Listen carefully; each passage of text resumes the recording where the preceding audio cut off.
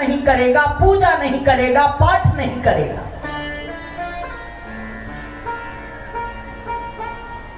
आदेश था। उस समय पर सब सिंध नदी के किनारे बैठ करके और अपने धर्म की रक्षा के लिए, अपने हिंदू धर्म की रक्षा करने के लिए 40 दिन तक लगातार भगवान से प्रार्थना किया था कि अब आप ही हमारी लाज बचाओ, हमारे प्राणों की रक्षा भी आप करो, हमारे धर्म की रक्षा भी आप करो। तो गीता में भगवान ने कहा मैं एक बार नहीं आता। हमारे हिंदुओं का यह सौभाग्य है, हर एक धर्म का भगवान एक बार आता है,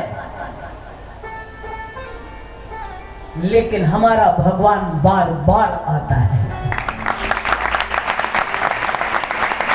जब जब हमें जरूरत पड़ती है, जब जब हमारे ऊपर विपत्ति आती है, जब जब हमारा धर्म कहीं पर संकट में आ जाता है, जब जब हमारे जीवन में कोई भी कष्ट आता है, प्रभु कोई ना कोई रूप धारण करके हम बच्चों की रक्षा करने के लिए आते हैं।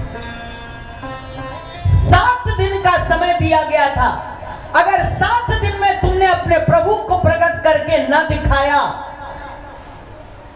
तो तुम कोई भी बचोगे नहीं। सोचो क्या स्थिति होगी। आज तो हम लोग नाच गा के चालियां मनाते हैं,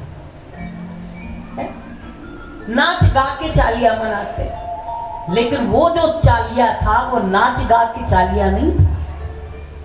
वो तो एक गंभीर परिस्थिति में न खाना, न कपड़ा बदलना, न कोई फैशन, न कोई दिखावा, प्राण धर्म संकट में पड़े हुए थे कि अगर 7 दिन में मैंने भगवान को प्रकट ना किया तो मेरा धर्म परिवर्तन हो जाए। सोचिए, बहुत बड़ा चैलेंज था हिंदुओं के लिए। जब 7वें दिन पुकार, प्रार्थना, प्रार्थना, प्रार्थना में बहुत बड़ी शक्ति होती है, प्रार्थना में बहुत बड़ा बल होता है। प्रार्थना भगवान के सिंहासन को हिला देती है, प्रार्थना भगवान को प्रकट कर देती है। प्रेम से जो उनको पुकारा करे, प्रेम से जो उनको पुकारा करे, दौड़ कर आए भगवान न तेरी करे, दौड़ कर आए भगवान न तेरी करे। प्रार्थना से हिला दो प्रभु को अपने, प्रार्थना से हिला दो प्रभु को अपने, प्रार्थना से हिला दो प्रभु को अपने, प्रार्थना से हिला दो प्रभु को अपने। अरे पार कर देंगे नैया सदा के लिए, पार कर देंगे नैया सदा के लिए। प्रार्थना किया, और जब प्रार्थना किया तो एक आकाशवाणी हुई, डरो मत, घबराओ मत, चिंता मत करो, निराश मत हो, उदास मत हो, परेशान मत हो, मैं प्रकट होने वाला हूं, मैं प्रकट होने वाला हूं। और दरिया से भगवान झूलेलाल दरिया शाह मछली पर बैठ करके प्रकट हो जाते हैं। आयो लाल कहो झूलेलाल, और कहने लगे आज से आप लोग निश्चिंत हो जाओ, कोई भी चिंता। रतन सिंह उनके पिता का नाम था, नसीराबाद में उनका जन्म है। सिंधु नदी के किनारे पर बैठ करके पुकार है। इसलिए जब वो प्रकट हो गए और सब सबने देखा इतने सुंदर, इतने सुंदर, इतने सौम्य, इतने कोमल। उनको चिंता हुई कि ये हमारी रक्षा कैसे करेंगे, ये हमारी रक्षा कैसे करेंगे। तब वो बाहर आए और घोड़े पर सवार हो गए और उनकी दाढ़ी सफेद हो गई, उनकी दाढ़ी सफेद हो गई। सबको ये आश्वासन देने के लिए कि मैं बालक नहीं हूं, मैं प्रकट बालक रूप में हुआ हूं, लेकिन मैं शक्तिशाली हूं। झूलेलाल उनका नाम क्यों पड़ा? हम लोग कहते हैं ना आयो लाल, क्यों कहते हैं झूलेलाल? झूलेलाल क्यों कहते हैं? किसी को मालूम है? किसी को नहीं मालूम है। केवल हम लोग कहते हैं आयो लाल, झूलेलाल, लेकिन मतलब अच्छा है नहीं मालूम। आयो लाल कहो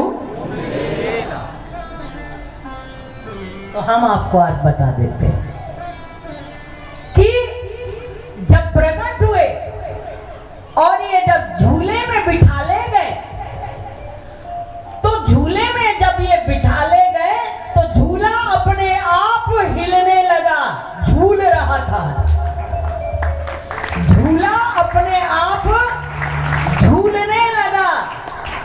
जब वो अपने आप झूलने लगा तो इनकी माता ने देखा, बोले अरे ये तो हमारा लाला झूलेलाल है, झूला में बैठा है और हमारा लाल झूल रहा है, इसलिए उनका नाम पड़ गया झूलेलाल। आयो लाल कहो झूलेलाल, उदेरो लाल, झूलेलाल, बेड़िए वाला,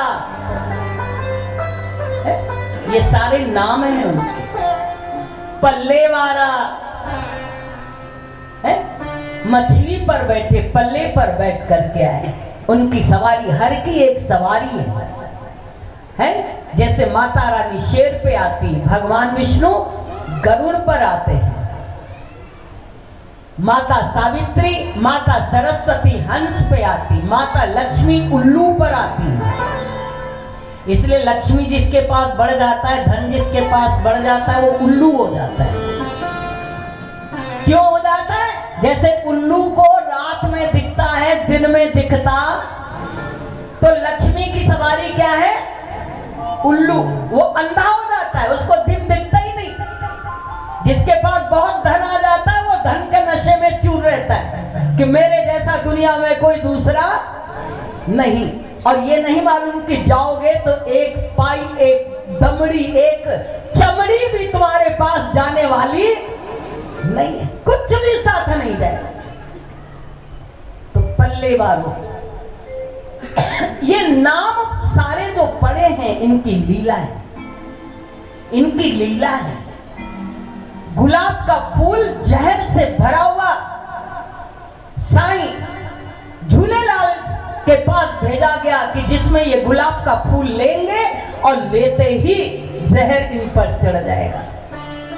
लेकिन उनकी करामात, वो फूल अपने आप उड़ गया है? उनके हाथ में आ नहीं पाया। ये उनकी करामात थी, क्योंकि झूलेलाल वरुण देव के अवतार हैं। समुद्र के जल के देवता हैं वरुण, जल के देवता हैं वरुण। क्योंकि सिंधु नदी के किनारे बैठ करके उनको पुकारा गया और सिंधु से वो उत्पन्न हुए, इसलिए उनका नाम पड़ गया वरुण देव के अवतार होने के कारण उनका नाम झूलेलाल है। ये हमारे धर्म के ही अवतार।